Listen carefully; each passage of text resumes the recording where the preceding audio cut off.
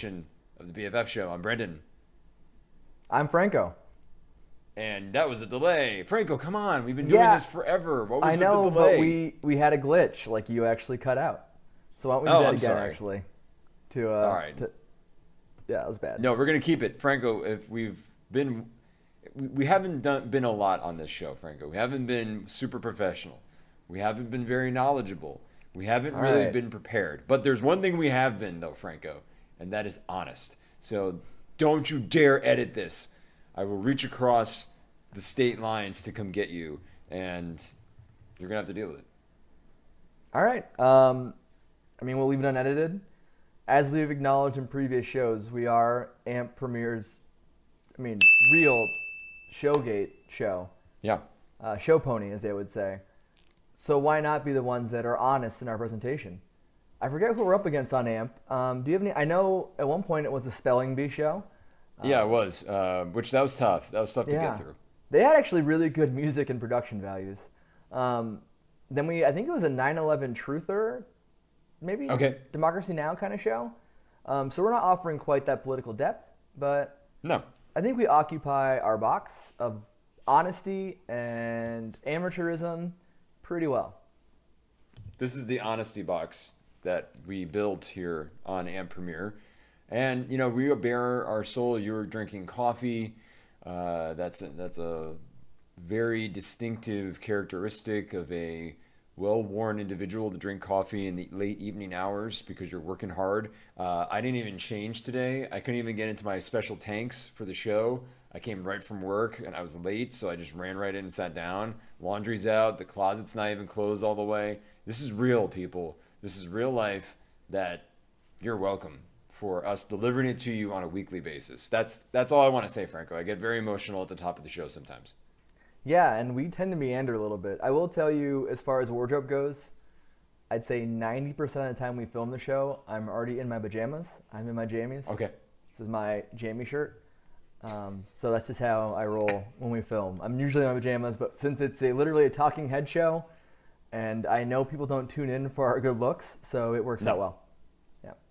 But Franco, I do want, before we get into a little bit of NFL news, we're going to be talking WWE Elimination Chamber, a little bit about Oscars. Again, not a lot of depth to the Oscars conversation, people, so don't look for this to be something that you can really learn about. It's just going to be some movies we watch and what we think. But you are about, and you've actually started, and you're on the journey of a very cool, and dare I say, Franco, personal endeavor, because this is something that you and I have talked quite a bit about throughout the years that we've known each other. It's something I've told you to do from day one since we met, because I said that you are so passionate about this particular subject, and I don't want to spoil it because it's your story, but that you should be doing this, and I'm so happy that you are doing it. So tell the people what you're doing right now, Franco. That's a lot of a build. So this past Sunday, and we'll leave the said school without a name because who knows about licensing rights. Yeah. And at the BFF show, we've ran into licensing rights before. Quite a bit. I tried out, or not tried, well, yeah, I did a tryout with a wrestling school. Obviously not to quit my career, but as an interesting, I really enjoy this. I'm getting old, as it turns out.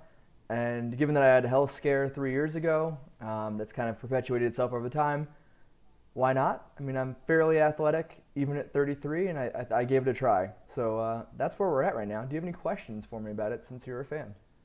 I think what surprised you the most about maybe something that you thought you knew or as a wrestling fan, but now that you've actually done it, what surprised you the most about the actual acts that you do in the ring? So it's a multi-layered question. One, I showed up at the school, and there were, I think, 4 much younger people than I was, plus the head trainer, and they were much better than I was at everything. Like, no matter how good I thought I could have been, they were significantly better, and I never realized quite how much nuance goes even to the most basic things. It is, very technical. There's a lot of cues and things you have to remember. Mm-hmm. And finally, I wasn't ready. We hear these horror stories about wrestlers who take painkillers and everything else. I maybe did an hour and 45-minute training session where I stood around and watched for maybe a quarter, half of it. and I was sore. Like my Yeah. body hurt.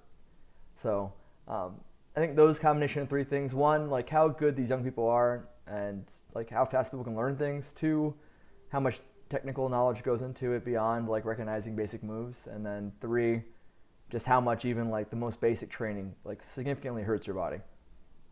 Do you have to do anything, or are you changing your general training regimen outside of the wrestling school to accommodate what you're learning? Definitely. Yeah. As primarily a runner and a cardio-based person, and I did CrossFit, as we know that whole adventure from like a month ago shows. I'm going to adjust how I train. I'll do a little more lifting and maybe look a little more impressive than I look right now in a tight shirt. That's the goal. But Beautiful. I think strength will be helpful. I think my cardio is where it needs to be, but yeah, I think more than anything, I need to shut up and listen and just learn from like these people that I'm going to be with. The only equivalent that I have, and it's such a sad equivalent, is just the improv classes, because I feel like you're doing like legitimate physical things, whereas I can say the same thing about just learning to shut up and listen when you're taking improv classes. But again, at the end of the day, it's an improv class, so it's like I can't really. It's not cool. What you're doing is cool and actually like physically demanding and really interesting. Mine is like I went to a couple classes.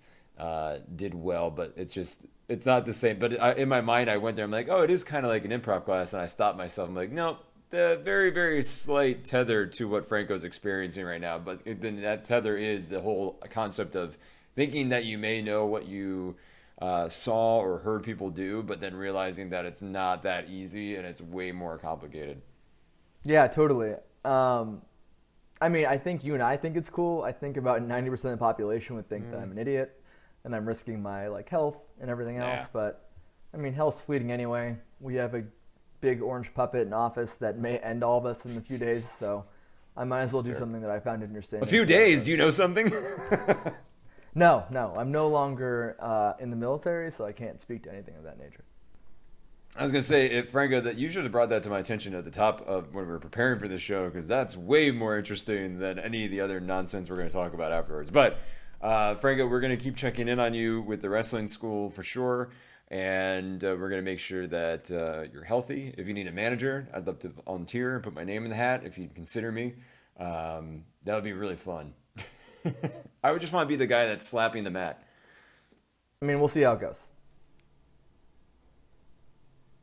I thought you were going to keep talking, so I took a drink of water, but that's fine. Again, honesty. That's real. I was thirsty. My real life choice was to take water and be unprofessional on camera. But let's get to some NFL news. Marcus Peters, cornerback for Kansas City, was traded to my Los Angeles Rams, not really, my wife's, and for a couple draft picks, which this is interesting, Franco. Last 2 years was a Pro Bowler, big-time young player that you are seeing a lot more of, young players being traded. Talk to me a little bit about what's been the drive behind this recent phenomenon. Sure. I mean, with most things where you skirt rules, it started in New England. Shout out to Kenny Torgiani. But there is a reality that the veteran minimum has kind of changed the way we do things, and with an ever-raising cap, if you want to win now, there is a big strategy now that you can pick up a rookie player in the last years of their contract, pay anywhere from, I mean, when Russell Wilson helped the Seahawks win a Super Bowl, he was getting paid $560,000. Yeah. The quarterback he was playing against was in the upper millions, so you can imagine the difference. Obviously, he's worth more, but because he's on the rookie contract, it's a viable option. Same thing with New England and Brandon Cooks. And then Philadelphia, the champions, and Jay Ajayi, same thing, rookie contract. It's become the in vogue way to win now and not pick up a lot against the cap. And it's weird because you think about when you make these selections and these players develop into star players, that you don't want to give them up. That why would you give them up if you're the team that's trading this away? Do you think there's more to this Marcus Peters story than we're getting at right now on the surface, Franco? I think so. I think even with the worst of these trades, a lot of times what you're seeing are players that don't fit a system or aren't gelling well. Ajayi wasn't doing well with the Dolphins. Cooks was worried about Breeze and his arm strength not being enough, which he was wrong about. Just ask Michael Thomas. But there's always like a seed of discontent. Peters is probably the best example because he doesn't have self-control yet, and hopefully one day he'll develop into a full player. But he's still very much like a young Deion Sanders, but with a lot more rules affecting him, so it doesn't really fly as much. So I think that held a lot of it, and I think when you see rookie players traded with 2 years left on the contract, a lot of it's based in that realm. Yeah, and I think it's interesting, too, with the Chiefs, because that's a team that was, for all intents and purposes, through the first half of last year's season, on their way to the Super Bowl with great play all around, and now Alex Smith is on his way out. You have Peters out, and it's sort of almost seems like they are regressing rapidly by their own choice, because that's a division that, with the Raiders and the Chargers, who knows if they could even. The Raiders we're not sure yet, and then you have the Chargers who made a run at it, and Kansas City. It seems surprising from Kansas City perspective, Franco, that they would be pulling that off too, just from a organizational perspective. Yeah, I agree. I think from pure talent, it doesn't make a lot of sense, and I do think the AFC West is going to be one of the best divisions in football. We'll see how it works. I think this might be the swan song for Andy Reid. Between trading away all his wide receivers last year, betting on Mahomes after seeing literally one game in regular season, I think this is a man that's going out on his sword one way or the other, and either he'll be a genius or he'll be Andy Reid, which means he won't win in the playoffs and probably won't make the Super Bowl. Sad. Anyway, so that's the one big bit of NFL news. There is the upcoming Combine, and hey, hooray, NFL Combine time. We don't really care about it, but we'll give you some highlights of that, if anything noteworthy comes out of that. But we do want to circle back to something that you and I find very noteworthy, Franco, and that is the WWE Elimination Chamber results. It was held this past Sunday. Let's start with the Women's Elimination Chamber. It found Alexa Bliss coming out on top and being victorious, with holding on to her championship. It was a pretty decent match, Franco. I enjoyed it. I think it had a lot of hype to it because WWE keeps slapping on the first ever, because it's obviously they're just running through all their supply of match gimmicks to slap first ever women's version of this.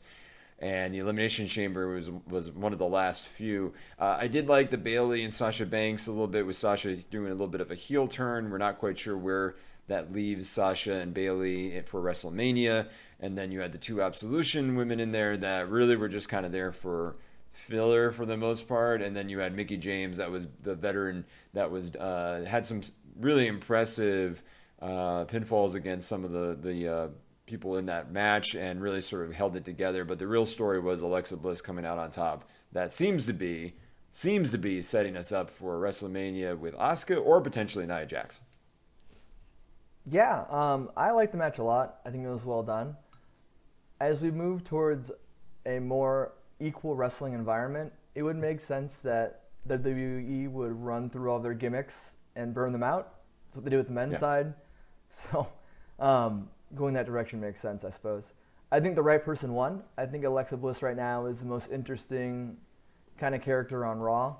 Bayley's kind of played her route, and they didn't capitalize on Sasha Banks when they had a chance. I do think the slow build for Nia Jax versus Alexa Bliss is the way to go. And I think that frees up Asuka versus Charlotte, which I think is the real money match for WrestleMania. We had a few filler matches in between, quite a little bit. We had Asuka versus Nia Jax, aforementioned. That was an okay match. It was actually better than I thought it would be. It showcased Nia Jax's skill, but it was Asuka retaining. We had Bray Wyatt versus Matt Hardy, and then we had Sheamus and Cesaro versus Apollo and Titus O'Neil. Of those matches, Franco, which were your favorite and why? First off, you need to use the proper names of those tag teams. So it's The Bar versus Titus Worldwide. I'm sorry. Not my favorite match, by the way. I actually really enjoyed the Asuka Nia Jax match, mostly because it feels like they're kind of letting Nia Jax finally work and use a full arsenal of moves and be able to sell. And so I thought the match really excelled for that reason. And it was nice to finally see a long match from her because, and I say long as compared to most women matches, they give them not a lot of time. So I think it worked out well, and I think they did a good job in having her save face the attack afterwards, and it does open up that nice channel for will we see Nia Jax, Alexa Bliss, or so on and so forth? How about you? The better match was the Asuka Nia Jax match. I enjoy Woken Matt Hardy. I think it's so stupid, and my hope is that Raw kind of led you to believe that they might actually be pulling the trigger on the Hardy compound video escapades, because Bray Wyatt said essentially that he was coming for him, and that Matt Hardy did a voiceover where he wasn't in the arena, but essentially saying, "Come to my compound." So I hope that they do this. I don't want them to do it at WrestleMania, though. I think that's a big mistake. Videos at WrestleMania don't always go over well, particularly ones that are supposed to be 10 minutes plus. I think the crowd's going to hate it, and they're going to have to kill the audio from the crowd because they're going to probably start booing. Because you can't ask a group of thousands and thousands of people who spent thousands and thousands of dollars to sit and watch a video. I think you should at least save that for Backlash or the next pay-per-view afterward, where it makes a little bit more sense. And then finally, Franco, we had the men's elimination chamber that saw, once again, Roman Reigns being victorious against Braun Strowman as the final two competitors. And now he's moving on to Brock Lesnar. What did you think, before we get to the Lesnar piece, which is some interesting news came out over the weekend about Lesnar, what did you think of the match with the men's elimination chamber? I mean, it was a fine match. It was very formulaic. The result was pretty much a given, and they did exactly what they should do, I suppose, if you're going to book it as they do, 50-50. So, I mean, Braun Strowman got the rub from pinning everybody but Roman Reigns. Roman Reigns got the rub from being the guy that overcame the monster. Seth Rollins lasted for a long time like he should have. I think the one person they did wrong was probably Miz. I think the Miz is one of the strongest heels, and they continually don't use his talent, and I think that's too bad. I think the sooner he's on SmackDown and away from Raw, they're better for him, and I hope we eventually get to see that Daniel Bryan-Miz feud, but that's another conversation. But yeah, so I kind of came out expecting, I knew exactly what was going to happen, and it happened, down to the Braun going through the glass segment. Like, it was pretty predictable. So what'd you think? I agree. It was predictable. I'm a big Finn Balor mark, so I was disappointed that he didn't make it to at least the final two. I was hoping, pulling for. I kind of seeing Braun Strowman's finishing move of that scoop power slam over and over again made me think that I wish he had a better finishing move. It just seems like such a common thing that we've seen other wrestlers do that it's really kind of shocking still that that's what gets a 1, 2, 3, and in succession that he had too against John Cena, Finn Balor, Rollins, all those guys. It's tiresome, man. This is the fourth year in a row that we've had to endure a Roman Reigns championship run, and I know he didn't win the championship the first time, and he was fighting for, I believe it was Intercontinental Championship last year, or was it United States? I forget at this point. Yeah, one of the two. One of the two, and it's tiresome, man. And the interesting thing about Brock Lesnar that I was hinting at is that he met with Dana White over the weekend. He was pictured wearing a UFC shirt. He may have no-showed Raw last night because they were hyping a face-to-face confrontation at the end of Elimination Chamber, and then obviously he wasn't there. But I also was reading some articles that reminded me that he did this before when his contract was out, that he kind of just stopped showing up to things. And really trying to make WWE pay him as much money as possible. I think that he signs again. I think he, in his heart, wants to do UFC over WWE, but I don't know if his body can take it. I think that his common sense and maybe his family will prevail with regard to saying, listen, hey, we want you around for a while, so do the WWE thing where they pay you a lot of money to come in once every 2 months to just do some very light work, and then you get paid millions and millions of dollars. Franco, what do you think of the Brock Lesnar thing? I think it's non-news. I think it was very strategic, and I think the tell was that Paul Heyman wasn't in the arena on Monday. If Lesnar no-showed, Heyman would have still been there. I think this was the attempt to give Roman Reigns his pipe bomb promo, like CM Punk did way back in the day, when he kind of went off script but really didn't go off script. I think that's just the way to sell it. So now everybody's worried about Brock Lesnar, and that's where the attention's going. Was Roman Reigns very impassioned and, above average for him anyway, promo? Yeah. Off the cuff, and was it real? And is it a real drama? And I think in some ways it worked. The crowd did turn towards Reigns, but I think it's more of the same.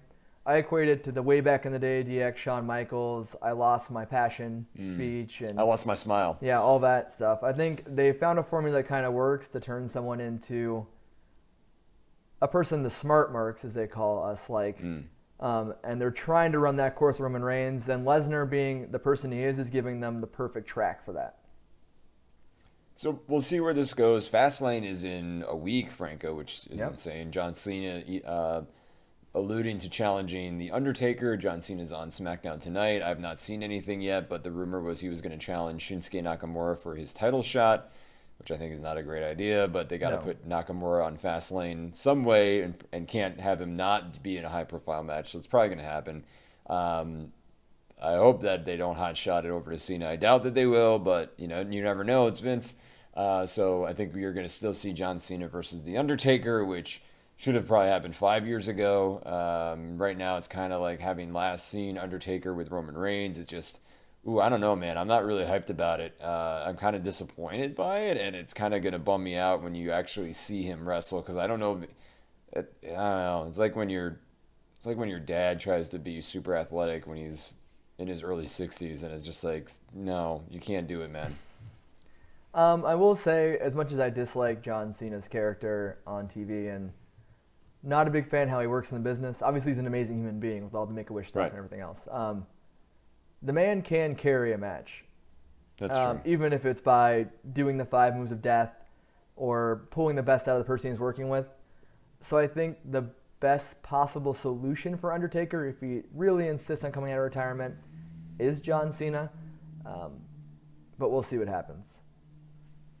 And before we go, it is the Oscars that are happening this Sunday. So here you go with your news about it. I'll run by Franco quickly. I'll call out all of the pictures that are under the Best Picture category. Call Me by Your Name, Darkest Hour, Dunkirk, Get Out, Lady Bird, 3 Billboards Outside Ebbing, Missouri, Shape of Water, The Post, and Phantom Thread. Franco, of those films, which one are you feeling the most is going to win this?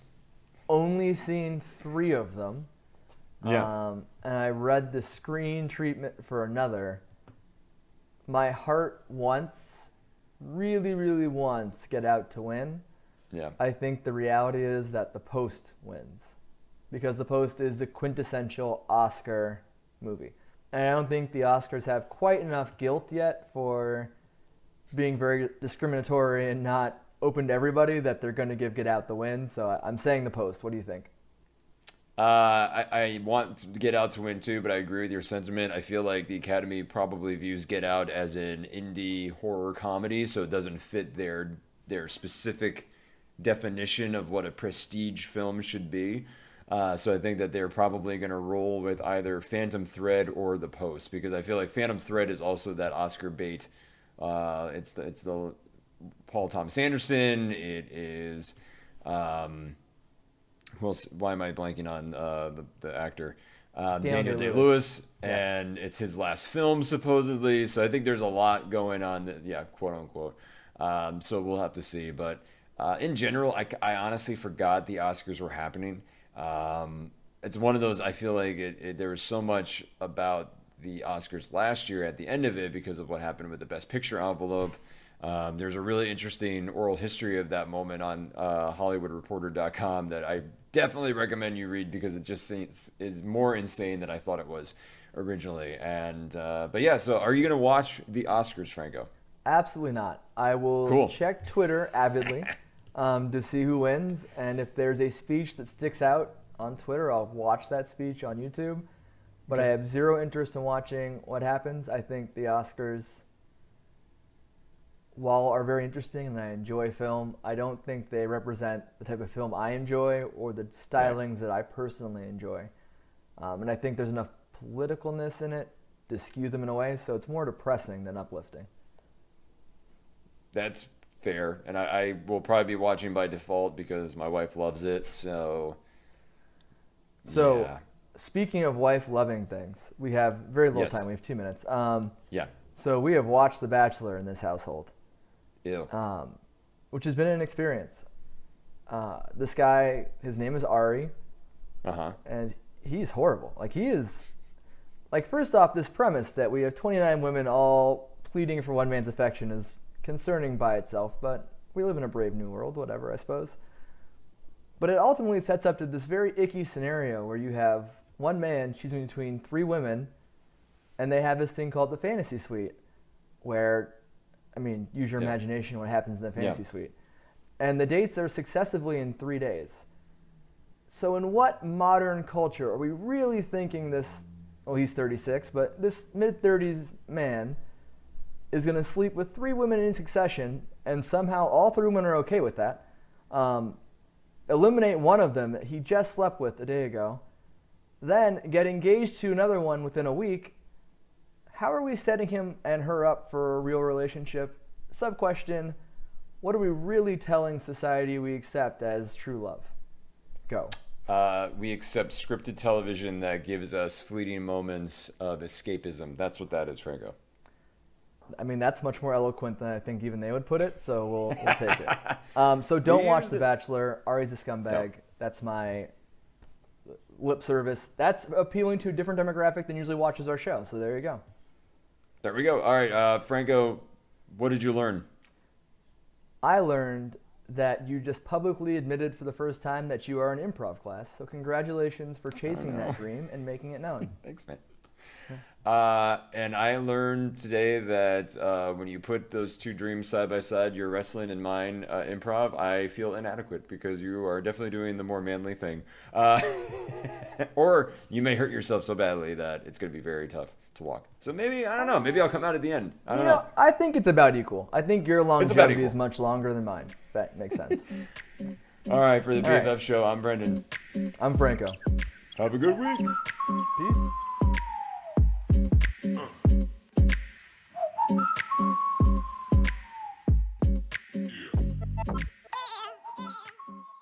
To the Batcave. We haven't one moment to lose.